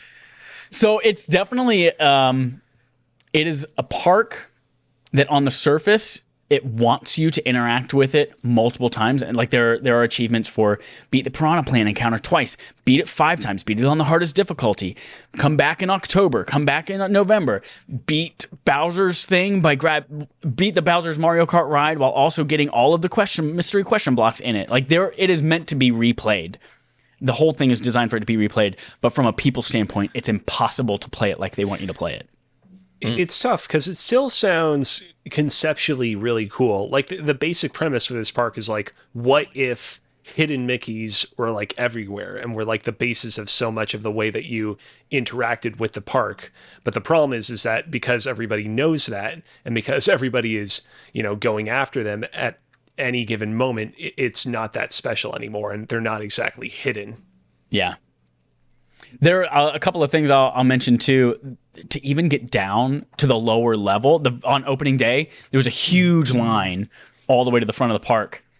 And if you just wanted to go to the lower level, even to Jurassic World, you had to wait in that line because they didn't have the volume to get people through there. But then there's an online reservation system in the app for Universal Studios where you literally reserve a time slot to go to Super Nintendo Land. They're controlling access specifically to Super Nintendo Land, and you can only go during that time slot unless you want to wait in line for a really long time to get in. And the problem with that is we went in there like around 10 o'clock, 10:15 in the morning, and we were like, well, there's a 2-hour wait for the Mario Kart ride. We should probably eat something before we get in line. Otherwise, we're going to be really hangry. So we wait in line for a few minutes to go to Toadstool Cafe. We're like, oh, this is a short line. No one's eating breakfast here at Toadstool Cafe. Turns out that was the line to get a little paper ticket that gave you a time to come back later that day to eat lunch. So we're like 2:30. You have to come back at 2:30 to eat your meal. And we're like, damn it. Well, what are we going to do for 4 hours? Because if we leave Super Nintendo Land, we can't get back in without a reservation. Yeah. Luckily, we were able to snag a reservation at 12:30, right when it showed up in the app. So that was, but that's, who knows if we didn't grab that, whether we'd be able to do that. But then you get in line for this Toadstool Cafe at 2:30. We didn't get to order our food. We stood in line to order food until 3:30. And then we sat down at the table and waited another hour to get food. We showed up for our reservation at 2:30, and we were eating at 4:30. Jesus. It was first day though. Yeah, first day. The people in the kitchen, one of the waitresses came out and she was just like, I don't know what the hell. The kitchen is we're slammed right now. And Jerica and Audrey, their food had not come out yet, but the rest of us did. She's like, just tell me everything that you got. I'll bring it. I'll make sure that's the next thing out of the kitchen. And she walks away, and then their food actually does come out, and then she comes back with more food. So then we had so much food on this table because they're like, well, Whoa. If we bring this back, it's just going to go in the trash because we already brought it out. Yeah. So we ended up, I walked table to table, be like, y'all want cake? Y'all want soup? Y'all want 2 burgers? So, do y'all want... How was the food, though? The food was incredible. It looked really good. Oh my God. The cake, the beanpole cake. Eaten. Oh, that cake was one of the best desserts I've ever eaten. It's a layer cake with chocolate, vanilla, and strawberry, and then matcha icing on top. That looked really good. Oh, it was incredible. And the Luigi burger is a chicken sandwich with pesto and has a big slice of green pepper on it. It was that was so good with garlic aioli fries and not garlic aioli. It was truffle fries. The food was incredible once you got it. But I mean, if we got there at 2:30 and we weren't eating till 4:30, I can't imagine people who had a 4 or 5 o'clock reservation, whether they even got to eat at all. Who knows? You get to stay overnight. But there is a cool experience where once you're actually seated in there, all of the windows are actually TVs, giant TVs, where you can see out in the Mushroom Kingdom, and you see little toads all popping up doing whatever toads do in the Mushroom Kingdom. And then every 20 or 30 minutes, everything starts to get dim. There's blue light that comes on, storm clouds appear in Mushroom Kingdom, and then you hear the airship battle theme from Mario, and then you can see the airship coming in. He shoots bullet bills, and you see the bullet bills traveling through Toad Town, and toads are running everywhere, and you see them traveling from window to window by your table, and that was really cool. And then it just kind of clears up and it's back to normal. Dinner with a show. Yeah, the food part of the experience being really good makes me really happy because that 10, 15 years from now, they'll introduce a little bit of Metroid content and I'll be able to eat a Metroid, man. And it'll be real tasty. Yeah. The food was fantastic. The biggest problem, though, is that if you go in, if you get your reservation in the morning, there is nowhere else to get anything to eat or drink inside that park except for Toadstool Cafe. So you have to leave that if you want to go get a pretzel or grab a drink or get candy or whatever it is. If you don't have a reservation to eat there, you will starve until you leave. And if you leave, there's a very good chance you're not getting back in.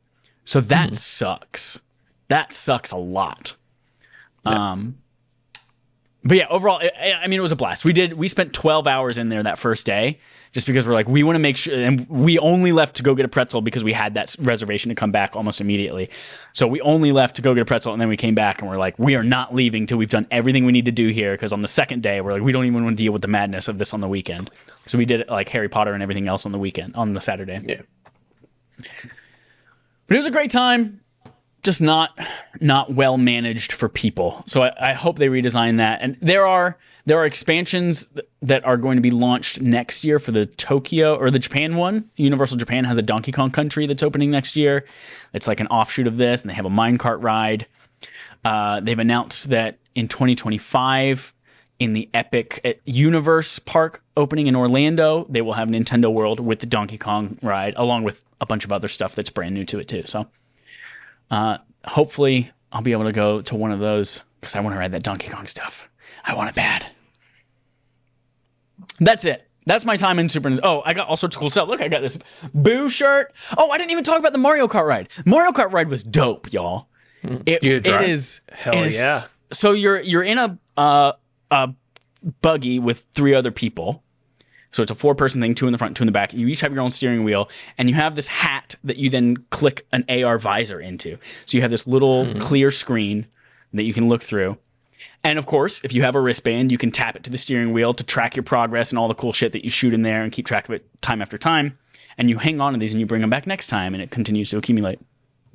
But it's a mix of 3 things. So there's like, you go through and there's real, obviously in real life, like physical manifestations of these different environments and tracks that you're on. You're not moving very fast during it. You're maybe moving 2 or 3 miles an hour max, but you don't really notice that because of all the craziness that's going on in your headset. So you're moving through that in the physical world. There's also giant LED screens along the wall to kind of sell those environments to you as you're going through the water world, or you're going through the desert, or as you're going through Bowser's Castle and that kind of stuff. But the AR part of it, the screen in front of you, is where you see all the Koopa kids, and you're trying to shoot the Koopa kids. So you have your steering wheel that as you go the turns, you have to drift by turning the steering wheel, hit the buttons to shoot turtle shells at them, or when Bowser comes up, you try to shoot Bowser. As I mentioned, there are like secret question mark blocks that, like, if you like look and crane your neck up and to the right in certain areas, you can shoot that block. And that's all done again with tracking your head. So wherever you're looking, that's where you're shooting to, which is really cool. But that's frantic. That's frenetic. So it feels like you're going a lot faster, especially on like things like Rainbow Road and stuff like that. It feels like you're really going fast, even though your car is literally, like, you could walk so much faster than your car is going. But it was really cool. And the whole experience of the line too was pretty dope. Once you get about halfway through the line, you're like going through the innards of the castle and watching bob-ombs get made on these, like, the screens. You're watching the bob-ombs get made and like the little mechanical Bowser bombs get made. And they're all on LED screens as you were kind of walking by them. But the screens are using, I guess, similar to 3DS technology where they're 3D without needing glasses. And so it was really cool to kind of have that experience in the line. But it's dope. It's so much fun. And Joel in the chat, yeah, he did not tap his wristband on the cart long enough on the first round, so his progress did not track with him. But it was a good time. It was a good time. That's it. How long have we been going? 6 hours now? Yeah, we are almost an hour and a half into this thing. Well over an hour. Yeah. If you need to skip some of these stories, bro, go right ahead. Well, let's just run through. We'll just run through them pretty quick. Let's speed round him. Yeah. Speed round him. We got 3 quests on the quest log this time. Real Konami Remakes, says Oisin Kunki at GameSpot. I assume that's how you say that person's name. According to Andy Robinson, speaking to the VGC podcast, Konami is planning to have a pretty big E3, in quotes, claiming that a new Castlevania is set to appear alongside the much-rumored Metal Gear Solid 3 remake, Adam. Mm-hmm. Quote, there's a new Castlevania in addition to the Dead Cells DLC that they announced at the Game Awards, Robinson explained. And there's this much discussed Metal Gear Solid 3 remake, which I also expect them to finally show. In terms of the other older Metal Gear Solid games potentially being playable on modern platforms, Robinson said that as of 1 year or 2 years ago, being able to do so in some shape or form was in the cards, but it's now less clear what the situation is. Quote, I would imagine that Metal Gear Solid 3, the remake, is going to be somewhat of a test bed for that. This particular news story is weird to me because I feel like over the past few weeks, we've been hearing about how every major publisher in the industry is like, I don't know if I want to get in bed with E3. I don't know if it's worth doing that. And yet Konami coming out being like, well, not coming out. This is all rumored. We don't actually know what Konami's plans actually are. But hearing that Konami is apparently planning on having a big E3 feels weird. That being said, all the Metal Gear Solid, again, rumored, speculated news here sounds correct. We've talked about this in the past. Like, even if all of the rumors and speculation about Metal Gear Solid 3 being remade up until this point have been like entirely false and just rumors and speculation, like, there's no universe in which you thoroughly reboot Silent Hill and don't do anything with Metal Gear Solid if you're Konami. This is going to happen at some point. I'm just a little confused that it's happening by way of E3. Yeah, this is to me, it's surprising that it's Metal Gear Solid 3 in particular, because I feel like we've heard rumors about Metal Gear Solid 1 remake, and that's the one that desperately needs it most. Like, the others they have HD versions that we just need to make on modern platforms, PlayStation wise. Xbox, you can still play them. So yeah, the fact that 3 would be the test bed for that is interesting to me. But I feel like E3, I would not be surprised if, what's the name of the people running E3 now? Pop Read? Reed Pop? Something like that. Yeah, Reed Pop. Yeah. I would not be surprised if they are like clawing at whatever they can get. They probably went to Konami like, please, dear God, can you show something at E3? Because the big three aren't going to be there. Reed Pop. Reed Pop, yeah. Reed Pop. There you go. So it doesn't surprise me that they're looking to get stuff like this for E3 just to have any kind of big announcements. Two things. Mm-hmm. I'm interested in new Castlevania. That'd be cool, whatever that ends up being. Yeah. And then the whole rumor about the studio named Virtuous is supposed to be working on the remake. It's all funny because the first mission, the game's called Virtuous Mission. Random aside.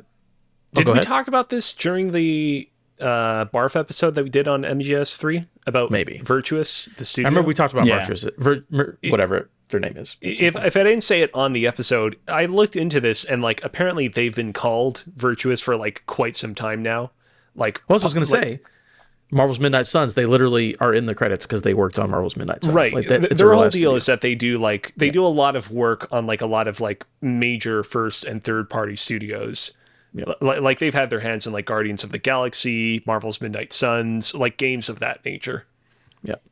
Which is just funny that I noticed them after talking about this story for so long. But yeah, I mean, I don't give a shit about Metal Gear Solid 3, but Castlevania, very excited. Yep, samesies. Mario says, "See my movie." that's my Mario voice. See my movie. I'm Italian. But don't expect to see me this summer in person, says Kat Bailey at IGN. After reports that all three major platform holders were skipping E3, Nintendo has confirmed to IGN that it will indeed be missing the event slated for June. Quote, "We approach our involvement in any event on a case-by-case basis and are always considering various ways to engage with our fans," Nintendo told IGN. Quote, "Since this year's E3 show didn't fit into our plans, we have made the decision not to participate. However, we have been and continue to be a strong supporter of the ESA and E3. We know that E3 2023 is happening June 13th to June 16th at the LA Convention Center, but it is unclear whether they're going to have a Nintendo Direct kind of around that, as it has in previous years." Mm-hmm. Writing was on the wall. Maybe Reed Pop is really kind of like scheming and machinating here. Maybe their plan is we'll only invite Konami back in and we'll have Konami announce a bunch of megaton announcements that you would never in a million years expect them to make. And that will drum up excitement for E3 and kind of get it off the ground for subsequent years. Maybe that's what's going on. Konami and Ubisoft, if it happens, they still not sure. Right. Yeah. If E3 is happening, we'll be there. What a wild quote. Yep. So don't look for Mario there. Although didn't last year, or no, year before, there was one year where Nintendo had a treehouse, but they didn't have a Direct or something like that, and they didn't have any presence there. I feel like they've been moving away from E3 for a while. Hmm. Yeah, I feel like they've been on that show floor in forever, right? Or maybe that was the treehouse thing you're thinking about. I don't know. Mortal Kombat in 2023. Cameron Koch, GameSpot. Mortal Kombat 12, the long-rumored but yet to be officially announced game, has been confirmed in Warner Bros. Discovery's fourth quarter 2022 earnings call and is set to release later this year. David Zaslav of Warner Bros. Discovery's president and CEO announced the game in a segment discussing the company's games business. He stated, Mortal Kombat 12, along with Rocksteady's Suicide Squad Kill the Justice League, are both set to arrive later this year with ambitious launch projections. NetherRealm Studios, the developer behind Mortal Kombat, has yet to comment on the matter officially. Anecdotally, I've been right beside NetherRealm Studios to return my RCN cable modem when I moved out of Chicago, because they're right next to an RCN place. Very fancy. I will say, I think Warner Bros. Is going to have a big year. Hogwarts has sold extremely well. People will get hyped as hell for Mortal Kombat. And then, regardless of how Suicide Scott, however the game turns out, it'll probably sell well because it's Rocksteady and people are like, I know what Suicide Squad is. I think this Warner Brothers company is going to do some big things in the future. I don't know if y'all talked about it. No, this was after y'all's podcast last week, and I haven't listened to it yet. But like Hogwarts Legacy in 2 weeks selling more than any other Warner Bros. Game. That's more than any Batman game. That's wild. That's wild. People like Harry Potter, you know? Yeah. I'm shocked at the numbers too, though. Like, I expected it to do well, but not like the best ever. Yeah. But hey. All right, we've already done our segment from Adam, so let's wrap up today with Game On Game Show. The Game On Our Game Show, we play a game called Game On, the gaming show on our game show. Game. Alex is back with another TMI with NPD. That's right, Chad. The way this is... hold on. I went too fast and I got real screwed up. Let me start again. TMI with NPD. This is the Game On Game Show where I read off the 10 best-selling games of a particular year per the NPD group. And this year we are doing the year 2000. 2000. As usual, I will be reading out a series of clues of increasing specificity for each numbered game on the list, and the two of you will have 2 chances to guess what you believe each game is for each particular entry. You guess it right, you get a point. You guess it wrong, and you don't get anything. All right, are we ready to go? Yes. Go for it.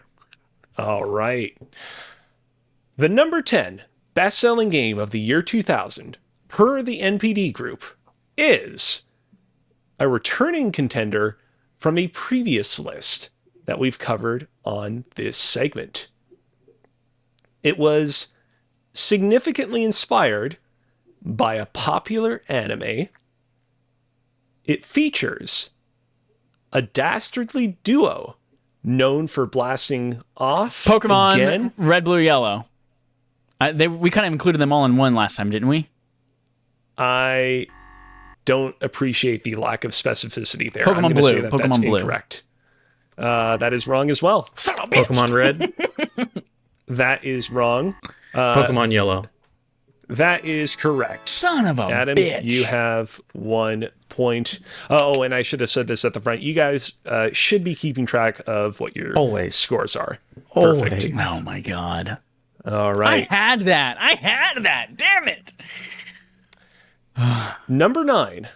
The number 9 best-selling game of the year 2000 is an acclaimed sequel. It's a PC game that could be played solo or Diablo 2. cooperatively. That is correct. Bam, suck it, Adam. Yeah, good on you. Oh, who's going to lose today? Probably still me. All right. Number 8 is a non-sports game published by EA. It was developed by Maxis Games. It is a game. The Sims? That is correct. The original Sims. Oh, butts. All right. We played this in school, so yeah, 2000 sounds about right. Yeah. All right. Number 7 is an acclaimed sequel to a popular RPG. You can traverse whirlpools in this game. Its box art features a famous palindrome. And it's a Game Boy Color game. What? Allow me to read the clues over again. It's an acclaimed sequel to a popular RPG. You can traverse whirlpools in this game. Its box art features a famous video game palindrome, and it's a Game Boy Color game.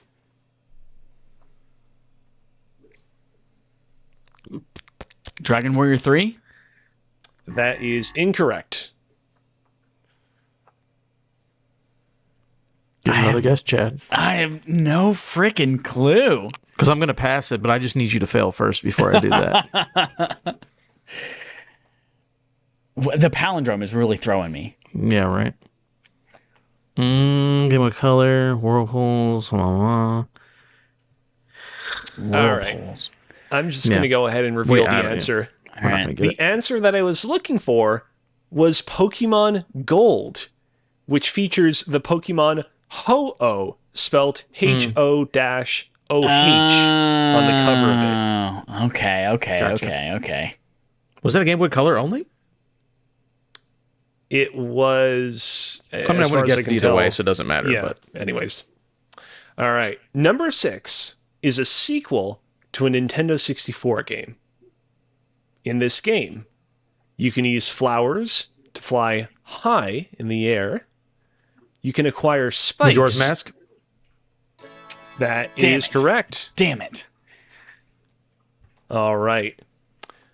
Number 5 is another acclaimed sequel to a popular RPG. Pokemon Silver. That is correct. I'll give both of you this one because I feel bad about the Pokemon Go. I definitely said it first. No, Yeah, not both on of my you get end. a point. Not on my, I'm going to manipulate the audio of the podcast. Throw off the whole podcast for that. All right. Number 4 is an unorthodox sports game. It's a sequel to another popular yet unorthodox sports game. It features a pastime that's not a crime, man. And you can play as Spider-Man in this game. Tony Hawk's Pro Skater Skater 2. 2. Oh, I was first on that one. That No, you were not. is I was first on that one. correct. No, it I was have not. to be honest, Chad. I think that Adam No! spoke No! just Played a yourself. little bit earlier. No. Oh my God. If y'all could see what I see. Oh my God. Me and him to see All two right. the different thing for some reason. Huh? Y'all are just like, y'all are in on it together. Y'all are in on it together. That's what it is. Damn it. Number 3 is another EA game. It's a franchise that we've seen before on Man, these 2001. That is correct. I hate you so much. Chad, go ahead and take your Tony Hawk Pro Skater point. I'll let you have that point as well I'm because taking I've it. got 6. I'm taking it. I'm not too proud to take it. Go for it. You can, for the record, you also have that point, but Adam has his point for that one as well. Oh yeah, I'm definitely keeping the point. I'm not getting rid of the point. Okay. All right. The number 2 NHL 2021. I mean 2001. That is incorrect. Damn it. The number 2 best-selling game of the year 2000 belongs to another franchise. Sorry, hold on. Got a little tripped up there. Belongs to the same franchise as another game we've already discussed. It doesn't have a number or a color in its title. Its multiplayer mode features game modes like Graffiti, Trick Attack, or Horse. That's what one of them is called. It's straight up called Horse. Tony Hawk Pro Skater 1? That is correct. What? That's wild. I didn't And realize for the record, both it's so just so. called Tony Hawk Pro Skater. It Well, doesn't have yeah, one in the Pro title, Skater. which is how it works with my clues. All right, and here we go. And finally, the number 1 best-selling game of the year 2000, per the NPD Group, is a game that was co-developed by Nintendo EAD and HAL Laboratory. Super Smash Brothers? That is incorrect. Oh, suck it. It's one of the few games that took advantage of the N64 transfer pack. It's perhaps best remembered for its eclectic minigames, and its name features the singular version of Google's Stadia. Pokemon Stadium? Pokemon Stadium. Fuck me. Fuck. I'm sorry, Chad, but Adam got it correct. That was Adam. That was definitely Adam. Pokemon Stadium. And not a lot of people know that Pokemon Stadium was actually developed by Nintendo EAD and HAL Laboratory, the former responsible for basically every mainline Mario game, which is Pokemon why had a big year, man. Yeah, Shit. why Pokemon Stadium was kind of as revered and remembered as it was. I got 9 points. How many you got, Adam? Well, you don't. You got 8. I have 8 points. I have 8 points. Yeah, We I've skipped got 9 one. though. I've got 9. We skipped one. That's literally incorrect. Yeah, that's the one I didn't get. Yeah, that's. Oh man. So that closes out the year 2000. That also closes out basically the PlayStation 1, Nintendo 64 era. Real interesting, because if you go back and look back on the prior top 10 lists from the prior 5 years, there are very, very few PlayStation 1 exclusive games that make their way into those top 10 lists, even though most would agree that the PlayStation 1 kind of won the console war for that particular generation. That was a generation where your parents that didn't know any better went from going, can you stop playing the Nintendo, to can you stop playing the PlayStation? And yet, despite that, Nintendo 64 games, even things like Pokemon Stadium, which you wouldn't think were that successful, dominated the lists. So you know real what interesting. these lists tell me is that, I mean, we already knew that because we grew up in that era, but Pokemon really just fucking dominated everything. Yeah. If you weren't the fact that Stadium is the number 1 selling game of the year in 2000 tells you how much people cared about Pokemon. Yeah. I didn't even buy it. I just rented it at Blockbuster. Same. Imagine, yeah, if there were that many people that rented it, imagine how many people actually bought it then. That's wild. Yeah. Well, thank you, Alex. Real quick. Yeah. Sorry, just real quick. Some highlights from the rest of the list past the number 10 spot. In the number 11 slot, you have Perfect Dark. In the number 15 spot, you have Gran Turismo 2. In the 17th spot, you have Donkey Kong 64, hanging on a little bit from last year. And in the number 20th spot, Roller Coaster Tycoon. Good for them. Making a name for itself. Well, yeah. It's going to be as we start getting into the Call of Duties. I'm trying to. Was it World at War? Was it Modern Warfare 2? Was it Modern Warfare 2? The other one? Was it Modern Warfare? Was it Modern Warfare? The other one? This is gonna start to get a lot more confusing. 2 or 3 Call of Duties on every list. Yeah, I don't want to spoil anything. I will say we're still a few years away from the Call of Duties really. Oh, I making know a when it presence on starts. these lists. I'm gonna have to do some research. I'm not gonna look at those lists. I just gotta go back and see what was released in these years. Let's just say Xbox 360 launched with a Call of Duty that was a huge deal. I don't know what that is. I was not paying attention to Call of Duty back then. Not that I pay attention to it a ton now, but thank you, Alex, for TMI with MPD. Always a fun time. That's it for Game on Game Show, and almost it for our podcast. We've got a cool little twist here to show you. As we mentioned, it's been 6 years since we started. We've maybe had a Patreon for 3 years, I think, now. And we're gonna change some stuff up. We're gonna do some cool things. The first that we're going to reveal today is Barf. And then we have other Patreon changes coming in the coming weeks and months. So, Barf, backlog accomplishment with Respawn and Friends. Traditionally, it's been something that our patrons, we give them 4 games, and we let our patrons choose the game that we play that month. We're going to democratize that process a little bit. It's still a perk that's heavily weighted towards patrons. So if you'd like to have a lot of influence, go be a patron over at patreon.com/respawningfire. But we are going to introduce a little bit of chaos into it. We are simultaneously going forward, unless it turns out that this doesn't work well and things lit on fire, then we'll change up. But going forward, we're simultaneously going to launch a poll on Patreon and the same poll on Twitter. And the public poll on Twitter, whoever wins that will get 1 vote towards the Patreon poll. So that will hopefully help be a tiebreaker or maybe make the race a little bit more neck and neck in some cases. So the outcome of that will influence the Patreon poll. But if you still want a heavier weighted vote, definitely go to patreon.com/respawnaimfire. So that helps widen that a little bit. We've got hundreds of you who interact with, who follow us on Twitter. That gives you a little bit more opportunity to play along. There are other additional cool perks to being a Patreon supporter that are coming in the weeks and months ahead that we are finalizing even as soon as right after this call is over. So keep an eye out for those. We're going to have all sorts of different new amazing ways for you all to be supported as you support us. So that's really exciting. As a reminder, this month's Patreon or this month's BARF game is Doom Eternal. We are tentatively right now, I think we are scheduled for next Sunday to record that. So if you have thoughts on Doom or Doom Eternal specifically, and you would like to be involved, come on the show. Let us know. Send us a message. Or if you have thoughts on the game, send us an email with your thoughts on the game and we'll integrate it into our show. That's it for now. Look for more coming up soon. Alex, you look like you really want to say something. No, I'm just vibing along. Vibing. You see me vibing. That's it, everyone.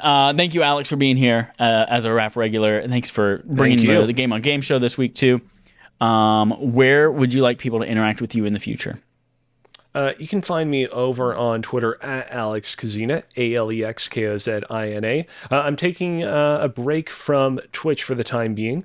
So follow me on Twitter. See what I'm up to there. Dope. Spoilers, cross-country skiing. Hell You're going yeah. all the way across Canada on skis. Wow. That would be a really fun idea. It would take months though. That's the problem, right? Is that you would have to start like in the middle of December when the snow would first start falling, and you would have to like really like hustle so that you can get to the end of the country by the end of February when like the snow season ends. It's a cool idea though. That's so technically cross-country skiing anywhere else is a lie because there's no way that you can make it from one side of the U.S. to the other side of the U.S. on skis. There's no continuous stream of snow at any given time, unless you do it all within a day way up north, maybe after like a not a typhoon. You'd have to go across the lakes and like stay at the top of fucking North Dakota and shit. Like, yeah. So I don't know if water skis and snow skis are similar enough, but like, can you start in the New England area and then just grab onto the back of a boat and water ski across the Great Lakes, get back on the snow in Michigan, water ski across the other Great Lake, and then regular snow ski the rest of the way? Is that a thing? I love that idea, but it would have to be like an instantaneous thing where like my skis would reconfigure themselves mid-air or mid-water to become water skis or whatever. Well, just make a new type of skis that does both. Why not both? I'll work on it. I'll see what I can do. Thank you, Alex. Thank you. Speaking of thank you everyone for listening. Until next time, here's our usual sign off. Here's my Mario voice. I like spaghetti.